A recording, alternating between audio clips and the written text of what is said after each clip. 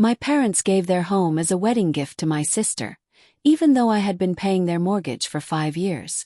2 months later, they wanted to move into my vacation house. I refused them. And then the cops called me. Mark and I pulled up to the venue where my sister Lily's wedding was about to take place. The envelope with $10,000, our wedding gift to her, was safely tucked inside Mark's jacket pocket. On top of that, we had already covered about a third of the wedding expenses. It was a significant amount, but Mark's investment banking job and my position as a marketing director meant we could afford it. Besides, Lily was my only sister. As we walked in, I immediately spotted my parents.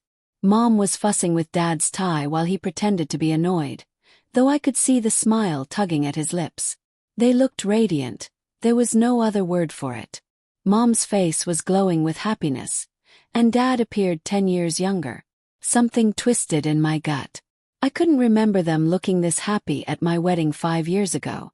They had been pleasant, sure, but not like this, not bursting with pride and joy. I quickly pushed the thought away. This wasn't the time to dwell on old feelings. The ceremony was perfect. Lily looked stunning in her dress, and her fiancé, now husband, Jake, couldn't take his eyes off her. I sat between my parents and Mark, trying to focus on the happiness of the day rather than the nagging feeling that my parents' reactions were somehow different than they had been at my wedding. After the ceremony came the reception. We ate, drank, and danced, and then it was time for the speeches. First the best man, then the maid of honor. Finally my parents stood up together. Mom tapped her glass gently. "We want to thank everyone for coming today to celebrate our beloved daughter's wedding." There was something about the way she emphasized beloved that made me shift uncomfortably in my seat. Mark must have noticed because he placed his hand over mine. Dad continued. "Watching Lily grow into the beautiful woman she is today has been the greatest joy of our lives. She's always been special, always brought so much light into our home." I smiled and nodded, wondering if I was just being oversensitive. Of course they loved Lily. They loved both of us. Then Mom reached into her purse and pulled out some papers. "Jake, Lily, your father and I wanted to give you something to start your new life together. Something special." She held up the papers for everyone to see. "We are giving you our family home as a wedding present." The room erupted in gasps, followed by thunderous applause. Froze. Beside me, Mark went rigid. I stared at my parents, then at Lily, waiting for someone to laugh and say it was a joke. But it wasn't. My parents were beaming, and Lily wasn't even surprised. She was crying happy tears, hugging Jake, who looked stunned. The house. My parents' house. The house with the mortgage I had been paying for the last 5 years because they couldn't afford it after Dad's hours got cut and Mom's arthritis made it difficult for her to work full-time. I managed to plaster a smile on my face, but inside I was screaming. Not once, had they mentioned giving the house to Lily. They hadn't even asked me, and I was the one paying for it. "Tessa, you okay?" Mark whispered. "Fine," I said through clenched teeth, still smiling as Lily and Jake made their way to the front to hug my parents. An hour later I couldn't take it anymore. I found Mark by the bar. "Can we leave?" I asked quietly. He took one look at my face and nodded. "I'll get our coats." We made our excuses. Mark had an early meeting. "We were so sorry, such a beautiful wedding, congratulations again," and left before anyone could protest too much. The second we got in the car, I burst into tears. "I can't believe they did that," I sobbed as Mark started the engine. "I've been paying that mortgage for 5 years, and they didn't even tell me they were planning this." "I know," Mark said grimly. "It's unbelievable. And Lily knew. Did you see her face? She wasn't surprised at all." I wiped my eyes angrily. "This isn't about the money. I don't care about the money. But they could have talked to me first." As we drove home, memories flooded back. Memories I had tried to ignore for years. All the times my parents had shown clear favoritism toward Lily. Remember when I graduated college and they gave me a card with $50? But when Lily graduated 2 years later, they bought her a car. "That wasn't right," Mark murmured. Or my 21st birthday dinner that they skipped because Lily had a volleyball game. Not even a championship, just a game. The more I talked, the more examples I remembered. All the times Lily got what she wanted while I was overlooked or forgotten. How my parents attended all of Lily's events but always found excuses to miss mine. How they bragged about Lily's accomplishments but barely mentioned mine. By the time we got home, I was exhausted from crying and talking. "Where are your parents going to live now?" Mark asked as we got ready for bed. "If they're giving the house to Lily and Jake." I shrugged, pulling on my pajamas. "I have no idea. That's not my problem anymore." I turned off the light and rolled over, trying to ignore the ache in my chest.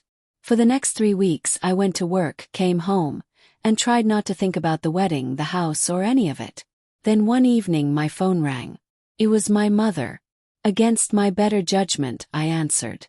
"Tessa, honey," Mom said, her voice light, as if nothing had happened. "We're having a family dinner this weekend.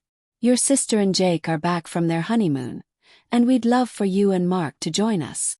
I wanted to say no. I wanted to hang up. But some part of me, probably the stupid, hopeful part, wondered if maybe they'd apologize. Maybe they'd explain. "Fine," I said flatly. Saturday arrived too quickly. When we pulled up, I noticed Lily's car in the driveway, along with my parents' old sedan. We walked up to the front door, and I hesitated before ringing the bell. Felt weird not using my key.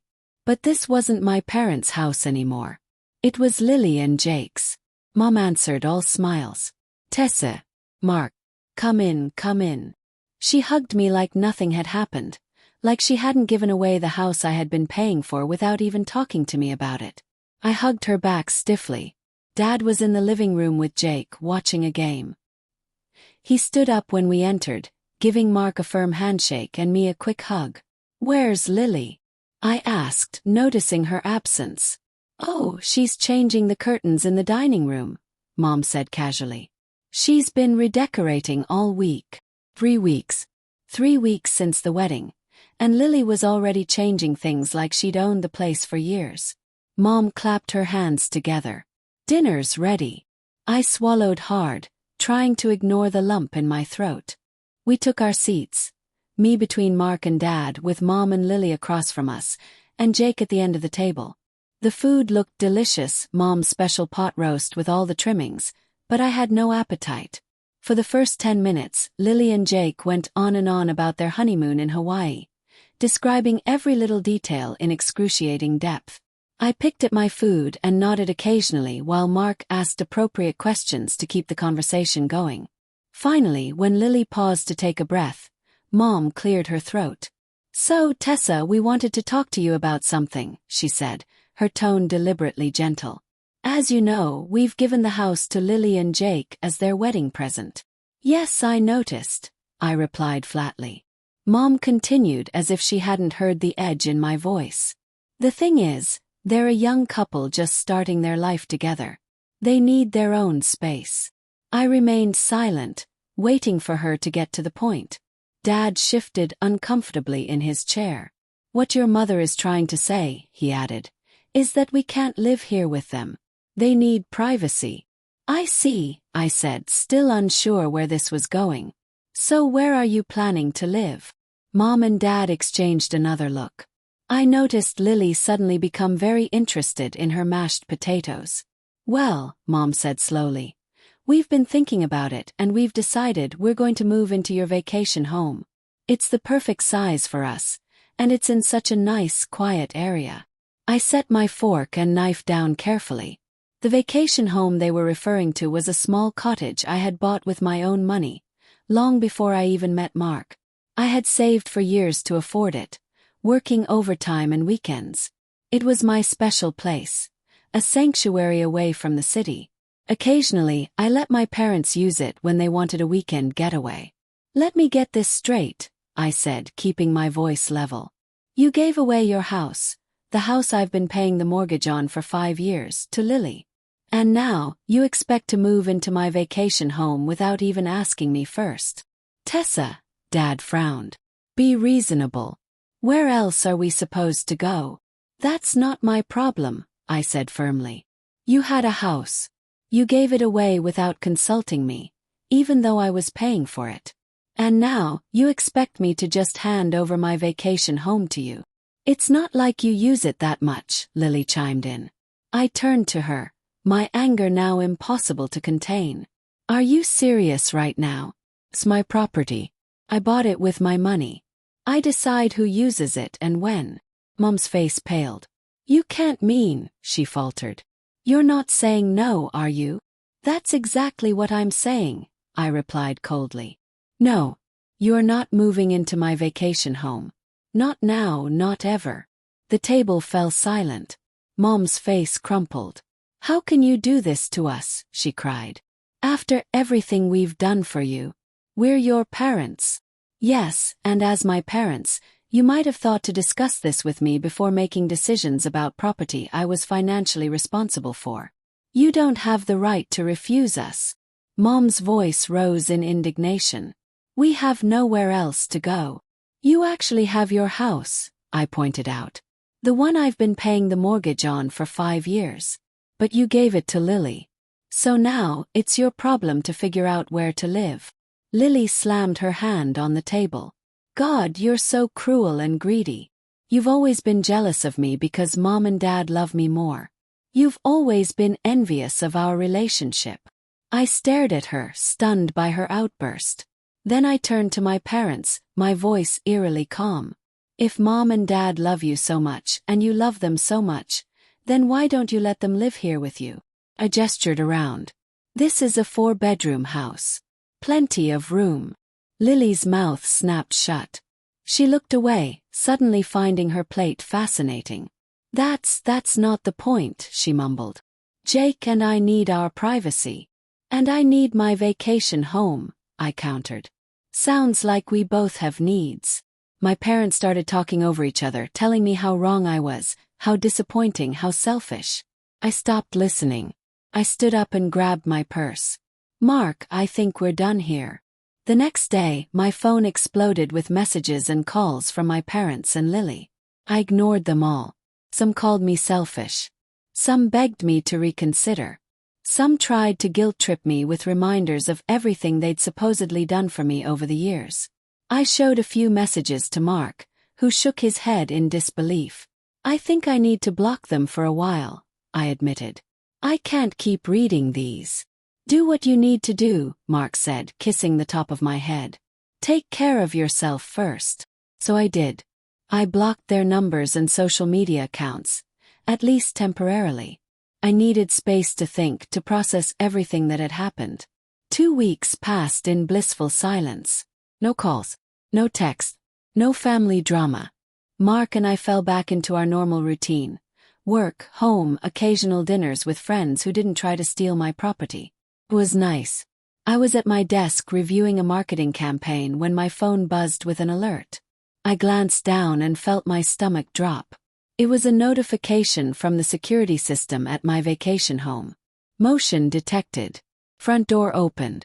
Quickly checked the app. Someone had used a key to unlock the front door but hadn't disabled the alarm system. The security company would be calling me any second to verify if this was an authorized entry. Sure enough, my phone rang almost immediately. Miss Wilson, this is Safeguard Security. We've detected entry at your property on Pine Ridge Road. Is this authorized? No, I said firmly. I'm not there, and no one has permission to be there. Please send the police immediately. An hour later, my phone rang again. It was an officer from the local police department. Miss Wilson, this is Officer Rehe. Yes. We're at your property on Pine Ridge Road. We have 2 individuals here who claim to be your parents. They have keys to the property but admitted they don't have permission to be here. I closed my eyes, confirming my suspicions. Yes, they are my parents, but they absolutely do not have permission to be in my house. I understand. How would you like us to proceed? We can remove them from the property, but since they used a key rather than forced entry, it's a bit of a gray area for charges. I'll come up there, I decided. My husband and I can drive up now. We're about an hour away. The drive was tense. I alternated between anger and disbelief. How could they do this after I explicitly told them no? And yet they still tried to move in. Who does that?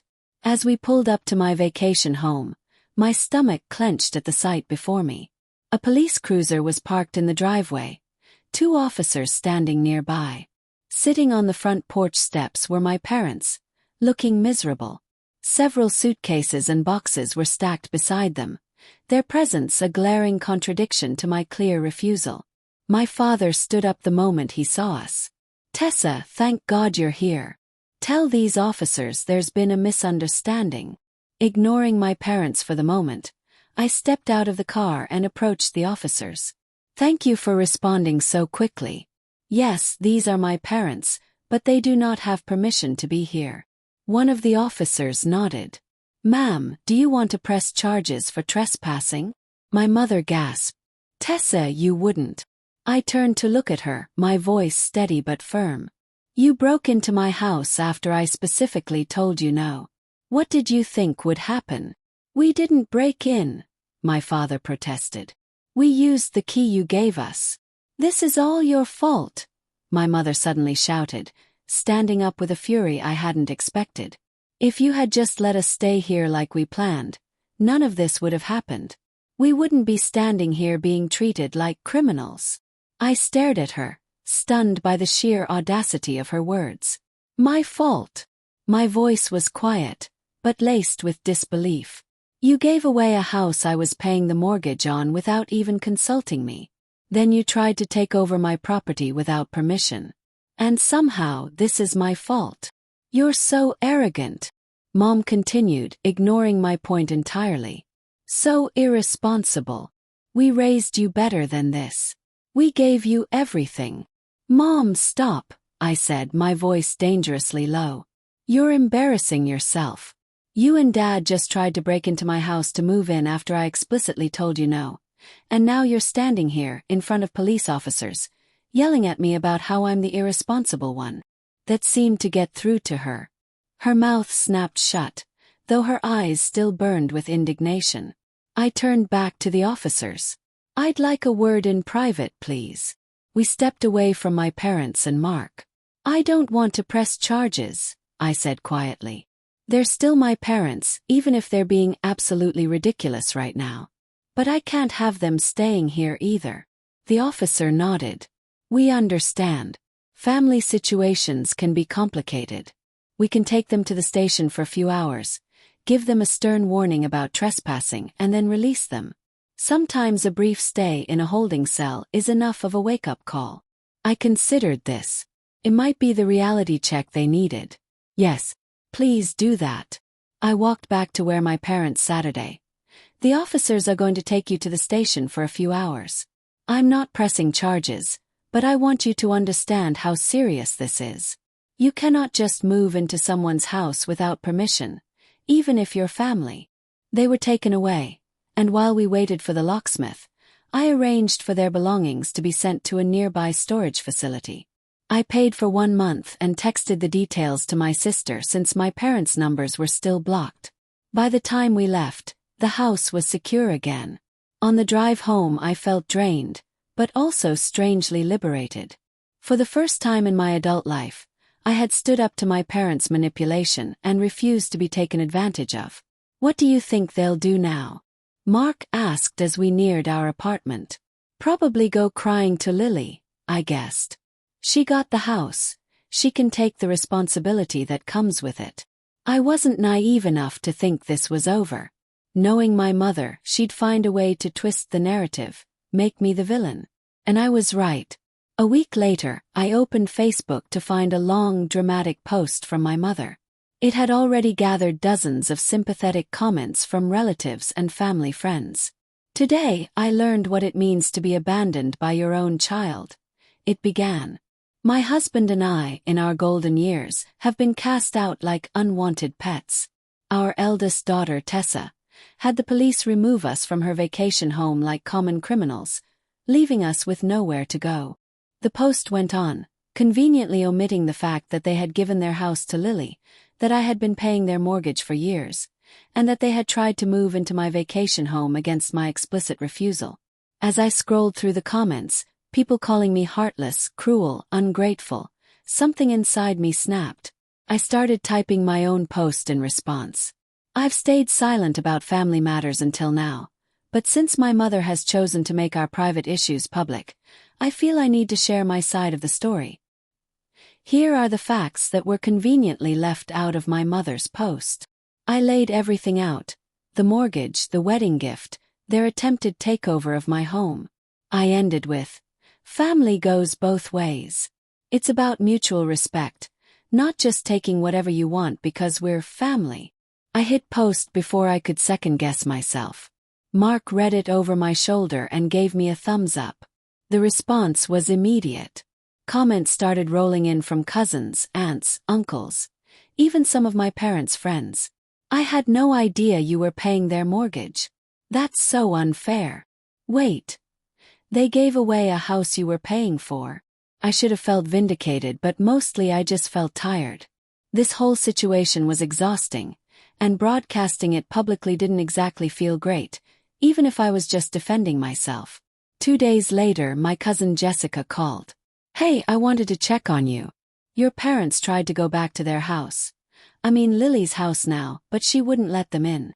I sat up straighter. "Seriously?" "Yeah. She told them it's her house now and there's no room for them. They're staying in some crappy apartment, and your mom had to go back to working full-time."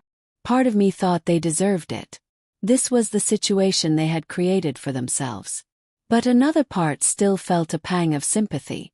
They were still my parents, even if they had treated me unfairly. Mark's voice broke through my thoughts. "It's just karma." "Yeah," I agreed. "But I don't feel as satisfied as I thought I would." "That's because you're a good person, Tessa. Unlike some people we could mention." A few weeks later, my parents tried to contact me multiple times. I saw their names on my phone but couldn't bring myself to answer. The hurt was still too fresh. One night, Mark asked, "Do you think you'll ever forgive them?" Thought about it. Maybe someday. Not for their sake, for mine. Carrying around all this anger isn't healthy. As for my vacation home, I decided to list it for rent. The extra income would be nice, and I liked the idea of it being used and enjoyed rather than sitting empty as a reminder of everything that had happened.